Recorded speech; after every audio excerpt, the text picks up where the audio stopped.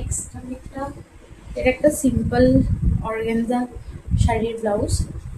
এই কালারেরই শাড়িটা পুরোটা। তো যেহেতু আমি ম্যাক্সিমাম আমার ব্লাউজ সব গ্লাস স্লিভস আমি বানাই, তো আমার এই শাড়িটা দেখে আমার মনে হয়েছে যে এটা আমি স্লিভলেস বানাবো। তো দ্যাটস ইট, স্লিভলেস বানিয়েছি। এটা কাইন্ড অফ বোট নেক বা রাউন্ড নেক, আমি বলতে পারবো না ডিজাইনটা অ্যাকচুয়ালি কি বলবো। এটা এখানে ছোট্ট ছোট্ট পমপমের মতন রয়েছে।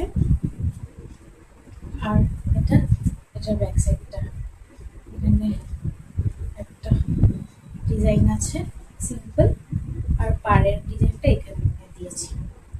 আচ্ছা, হ্যাঁ সিম্পল এটা যাতে। আর এই শাড়িটাও না সিম্পল, বাট মানে কি বলবো, পরার পরে খুব ভালো লাগে শাড়িটা।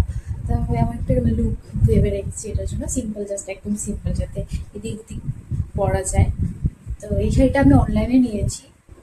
তো তোমাদের আমি দেখাবো শাড়িটা যখন আমি পুজোতে পরবো।